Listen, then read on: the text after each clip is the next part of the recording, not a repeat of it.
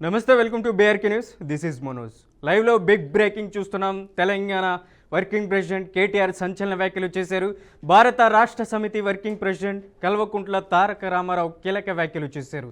ఆదివారం మంచిర్యాల జిల్లాలో పర్యటించిన ఆయన నూతన మున్సిపాలిటీ పాలకవర్గ సభ్యులను ఘనంగా సన్మానించారు. ఈ సందర్భంగా ఏర్పాటు చేసిన భారీ సభలో పార్టీ భవిష్యత్ కార్యాచరణ, గత నిర్ణయాలపై కేటీఆర్ స్పందించారు. తెలంగాణ రాష్ట్ర సమితి పేరును బీఆర్ఎస్గా మార్చడంపై కేటీఆర్ ఆసక్తికర వ్యాఖ్యలు చేశారు. BRS working president Kalvakuntla Taraka Ramarao కీలక వ్యాఖ్యలు చేశారు. ఆదివారం మంచిర్యాల జిల్లాలో పర్యటించిన ఆయన నూతన మున్సిపాలిటీ పాలకవర్గ సభ్యులను ఘనంగా సన్మానించారు. ఈ సందర్భంగా ఏర్పాటు చేసిన సభలో పార్టీ భవిష్యత్ కార్యాచరణ, గత నిర్ణయాలపై ఆయన స్పందించారు. తెలంగాణ రాష్ట్ర సమితి పేరును బీఆర్ఎస్గా మార్చడంపై కూడా కేటీఆర్ ఆసక్తికర వ్యాఖ్యలు చేశారు. ఇక మీడియాతో చిట్చాట్లో మాజీ మంత్రి చేసినటువంటి వ్యాఖ్యలు తెలంగాణ రాష్ట్ర వ్యాప్తంగా సంచలనంగా మారినటువంటి పరిస్థితి ఉంది. రాష్ట్రంలో ఏ నియోజకవర్గం నుంచైనా పోటీ చేస్తానంటూ కేటీఆర్ కీలక వ్యాఖ్యలు చేశారు.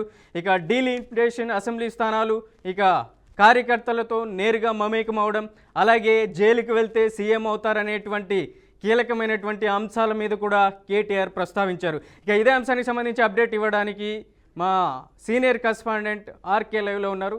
రామకృష్ణ, ఏంటి కేటీఆర్ చేసినటువంటి కీలక వ్యాఖ్యలు, సంచలనమైనటువంటి వ్యాఖ్యలు, అప్డేట్ ఏంటి?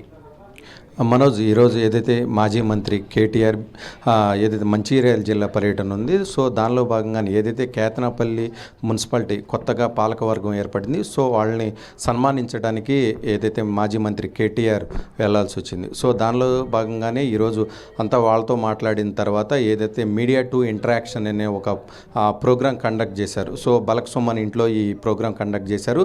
దాదాపుగా మీడియాతో 2 గంటల పాటు చిట్చాట్ చేయడం జరిగింది. ఈ చిట్చాట్లో ఏదైతే తెలంగాణ రాజకీయాలకు సంబంధించి పలు కీలకమైనటువంటి అంశాలు మాట్లాడినట్టుగా కూడా తెలుస్తుంది. దానిలో మీడియా వాళ్ళు అడిగినటువంటి క్వశ్చన్లు కావచ్చు, ఏదైతే తను చెప్పాలనుకుంటున్నాడో అది మొత్తం కూడా క్లియర్గా 2 గంటల పాటు మీడియాకి చిట్చాట్లో వివరించడం జరిగింది. సో మెయిన్గా ప్రధానంగా చూసుకున్నట్లయితే 10 సంవత్సరాల పాటు కార్యకర్తలతో ఉన్నటువంటి బంధం ఏదైతే ఉందో అది తెగిపోయింది.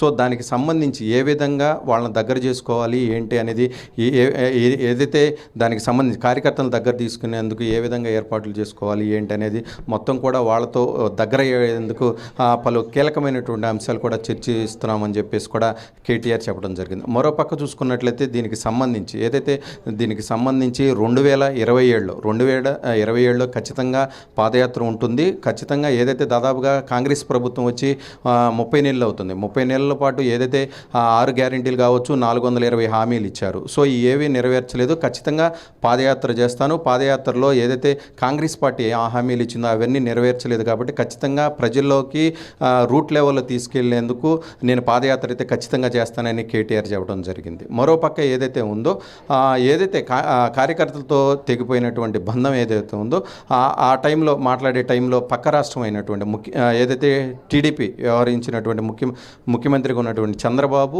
కార్యకర్తలతో డైరెక్ట్గా మమేకమవుతారు. సో కార్యకర్తలు తెలుగుదేశం పార్టీ అదే విధంగా ఇక్కడ కూడా కొనసాగాలి. సో అందుకే టీడీపీ మళ్ళీ ఒకసారి గెలిచిందని చెప్పి చెప్పడం జరిగింది. So at the same time దీనికి సంబంధించి ఏదైతే బీఆర్ఎస్ పార్టీ పేరు మార్చిన టీఆర్ఎస్ నుంచి బీఆర్ఎస్గా మార్చడం, దాని మీద కూడా మీడియా వాళ్ళు కొంచెం అడగడంతో దానికి సంబంధించి కూడా స్పందించారు. దానిలో స్పందించిన విధానం ఏదైతే ఉందో కొంత రాజకీయంగా లోతుగా థింకింగ్ చేస్తే దానిలో సంబంధించి కూడా కవిత ఈ నెలలో కూడా పార్టీ అనౌన్స్ చేసే అవకాశం ఉంది. సో ఏదైతే బీఆర్ఎస్ పార్టీకి కొనసాగుతున్నటువంటి ఏదైతే బీఆర్ఎస్ పార్టీ టీఆర్ఎస్ని కొంత క్యాప్చర్ చేసుకుంటారా లేకపోతే ఇంకేమైనా ఉంటుందా అని త్వరగా మేల్కోవాలని ఖచ్చితంగా టీఆర్ఎస్ పార్టీని మళ్ళా యథావిధిగా కొనసాగించడానికి ఎక్కువ అవకాశాలు కనిపిస్తున్నాయని చెప్పేసి అయితే కేటీఆర్ చెప్పడం జరిగింది. టీఆర్ఎస్గా ఉన్నప్పుడే ఏదైతే దీనికి సంబంధించి 10 ఏళ్ల పాటు బీఆర్ఎస్ పార్టీ అధికారంలో ఉందని చెప్పి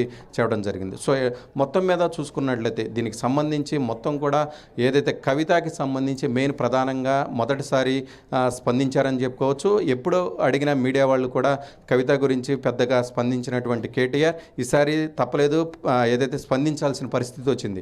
మెయిన్గా ప్రధానంగా చూసుకుంటే కుటుంబంలో ఏదైతే పేరెంట్స్ తల్లిదండ్రులు ఉంటారో వాళ్ళకి హెల్ప్ చేయకపోయినా పర్లేదు కానీ వాళ్ళని బాధ పెట్టకూడదు అనే విధంగా కేటీఆర్ స్పందించారు. మెయిన్ ప్రధానంగా చూసుకున్నట్లయితే ఏదైతే టీఆర్ఎస్ నుంచి బీఆర్ఎస్గా మార్చడానికి కారణాలు చెప్పారు. దానివల్ల మార్చిన తర్వాత నష్టాలు కూడా చెప్పారు మీడియాకి.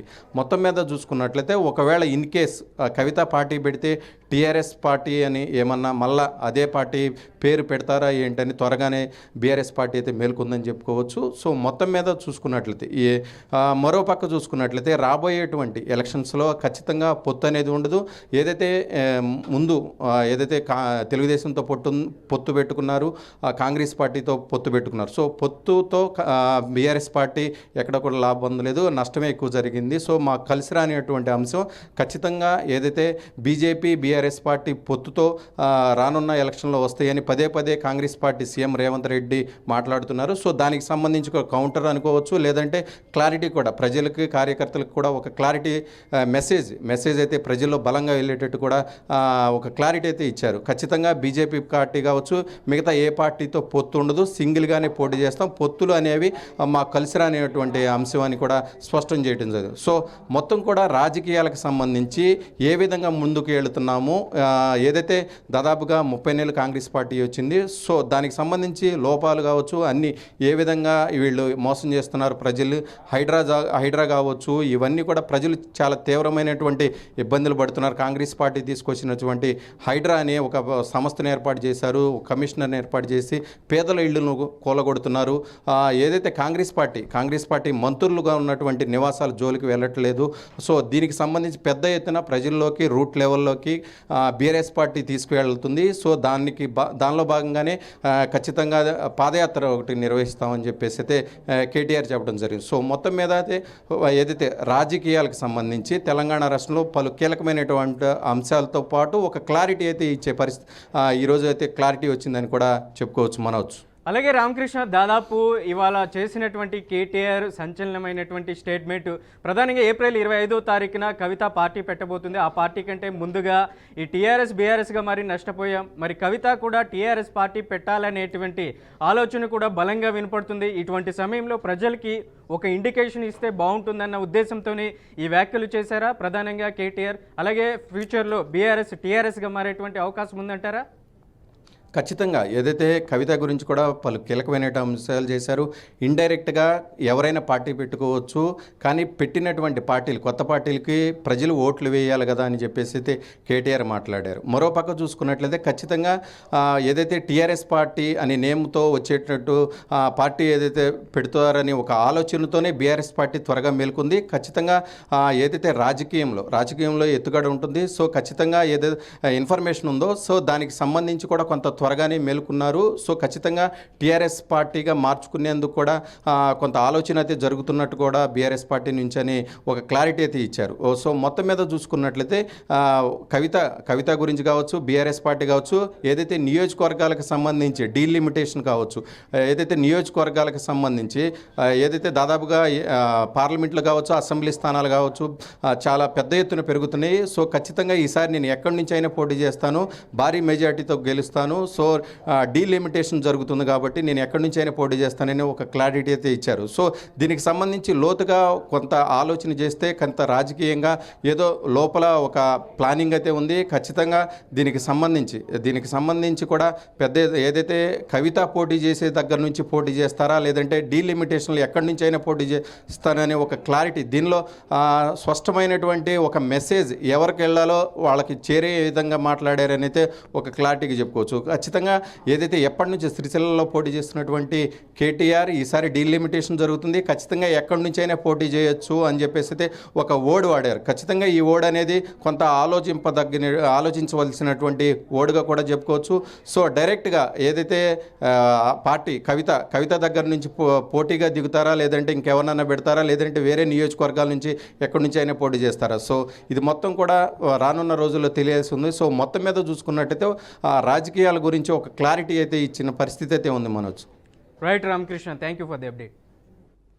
భారత రాష్ట్రపతి వర్కింగ్ ప్రెసిడెంట్ కల్వకుంట్ల తారక రామారావు కీలక వ్యాఖ్యలు చేశారు.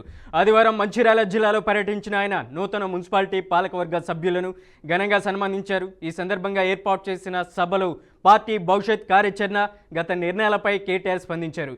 తెలంగాణ రాష్ట్ర సమితి పేరును బీఆర్ఎస్గా మార్చడంపై కూడా కేటీఆర్ ఆసక్తికర వ్యాఖ్యలు చేశారు. మరోవైపు 2027లో పాదయాత్ర చేస్తానంటూ కూడా కల్వకుంట్ల తారక రామారావు సంచలనమైనటువంటి స్టేట్మెంట్ ఇచ్చారు. ఇక జైలుకు వెళ్తేనే సీఎం అవుతారనేది కూడా ఒక భ్రమ. జైలుకు వెళ్ళకపోయినా కూడా సీఎంలు అయినటువంటి పరిస్థితులు చాలా రాష్ట్రాల్లో ఉన్నాయి. కానీ తెలంగాణలో ఉద్యమకారులకే పెద్దపీట వేస్తారంటూ కూడా ఒక స్టేట్మెంట్ అయితే ఇచ్చారు. అలాగే డీలిమిటేషన్లో భాగంగా తెలంగాణలో ఏ నియోజకవర్గం నుంచైనా పోటీ చేస్తాను, భారీ మెజార్టీతో గెలుస్తానంటూ కూడా కేటీఆర్ చెప్పుకొచ్చారు.